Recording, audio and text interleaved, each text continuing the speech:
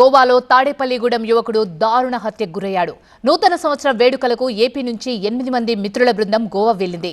హోటల్లో food order తీసుకునే విషయంలో తలెత్తిన వివాదంతో ఘర్షణ జరిగినట్టు స్థానికంగా వార్తలొచ్చాయి. రాత్రి 1 గంట సమయంలో అదనపు ఫుడ్ ఆర్డర్లు తీసుకోవడాన్ని రెస్టారెంట్ నిర్వాహకులు నిరాకరించడంతో వాగ్వాదం మొదలైనట్టు తెలుస్తోంది. ఇదే విషయంలో ఇరు వర్గాల మధ్య వాగ్వాదం జరిగినట్టు చెప్తున్నారు. కలంగుటే బీచ్లోని మెరీనా షాక్ దగ్గర మాటా పెరగడంతో హోటల్ సిబ్బంది తేజపై కర్రలతో దాడి చేశారు. ఈ ఘటనలో తలకు తీవ్ర గాయాలయ్యాయి. ఈ దాడిలో తీవ్ర గాయాలతో తేజ మృతి చెందినట్టు నార్త్ గోవా ఎస్పీ అక్షత్ కౌశల్ తెలిపారు. కేసు నమోదు చేసిన పోలీసులు నేపాల్కు చెందిన హోటల్ యజమాని అగ్నేల్ సిల్వేరా, అతని కుమారుడు షబ్బర్ట్ సిల్వేరా, పనిచేసే సిబ్బంది అనిల్ బిస్తా, సమల్ సునార్లను అరెస్ట్ చేశారు. ఇదిలా ఉంటే రెస్టారెంట్లలో కొందరు యువతి పట్ల అసభ్యకరంగా ప్రవర్తించారని, అదే విషయంలో గొడవ జరిగింది అంటున్నారు మృతుని బంధువులు. ఈ వ్యవహారంపై బాధితుల సమాచారంతో స్థానిక ఎమ్మెల్యే ప్రభుత్వ దృష్టికి తీసుకెళ్లడంతో గోవా ప్రభుత్వ అధికారులతో మాట్లాడి రవితేజ మృతదేహానికి పోస్టుమార్టం నిర్వహించి ప్రత్యేక విమానంలో తాడేపల్లిగూడెంకు తరలించారు.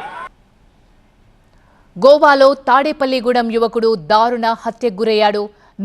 నూతన సంవత్సరం వేడుకలకు ఏపీ నుంచి 8 మంది మిత్రుల బృందం గోవాకు వెళ్లింది. హోటల్లో ఫుడ్ ఆర్డర్ తీసుకునే విషయంలో తలెత్తిన వివాదంతో ఘర్షణ జరిగినట్టు స్థానికంగా వార్తలొచ్చాయి. రాత్రి 1 గంట సమయంలో అదనపు ఫుడ్ ఆర్డర్లు తీసుకోవడానికి రెస్టారెంట్ నిర్వాహకులు నిరాకరించడంతో వాగ్వాదం మొదలైనట్టు తెలుస్తోంది. ఇదే విషయంలో ఇరు వర్గాల మధ్య వాగ్వాదం జరిగినట్టు చెప్తున్నారు.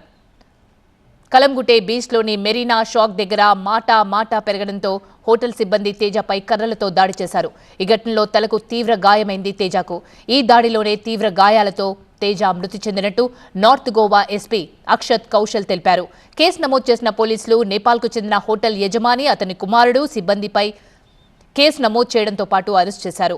ఇదిలా ఉంటే రెస్టారెంట్లో కొందరు యువతి పట్ల అసభ్యకరంగా ప్రవర్తించారని, ఇదే విషయంలో గొడవ జరిగింది అంటున్నారు మృతుని బంధువులు. ఈ వ్యవహారంపై బాధితుల సమాచారంతో స్థానిక ఎమ్మెల్యే ప్రభుత్వ దృష్టికి తీసుకెళ్లడంతో గోవా ప్రభుత్వ అధికారులతో మాట్లాడి రవితేజ మృతదేహానికి పోస్టుమార్టం నిర్వహించి ప్రత్యేక విమానంలో తాడేపల్లిగూడెంకు తరలించారు. ఈ విషయాన్ని అందరూ కూడా గమనించి, అక్కడ మనకు రక్షణ లేదు. నేను అక్కడ వెళ్తుంటే వేరే రాష్ట్రం వాళ్ళు మనకి చాలా చులకన చేసి మరి ఒక మనిషిని చంపేయడం అంటే చాలా దారుణం. అక్కడ మరి ఏదో డిస్కషన్ జరిగింది, దాన్ని ఏదో పరిష్కరించుకోవాలి తప్ప మనిషిని చంపేయడం అంటే చాలా దారుణమైన విషయం. ఈ విషయాన్ని స్పందించి అందరూ కూడా గోవాను బాయ్కట్ చేయాలని చెప్పేసి ఈ విషయమే నేను చెప్తున్నాను. కావున అందరూ కూడా, మన తెలుగు ప్రజలందరూ కూడా ఈ యొక్క సంఘటన గ్రహించి గోవాని బాయ్కట్ చేయాలని చెప్పేసి కోరుతున్నాను. ఇటువంటి స్కామ్ ఫ్రాడ్ గోవాలో తరచుగానే జరుగుతున్నాయి. ఇలా చాలా మంది చనిపోయారు. ఇటువంటిది ఇంకోసారి జరగకుండా చూసుకోవాలి. దీన్ని బాయ్కాట్ చేసి గట్టిగా యాక్షన్ తీసుకోవాలని కోరుకుంటున్నాం.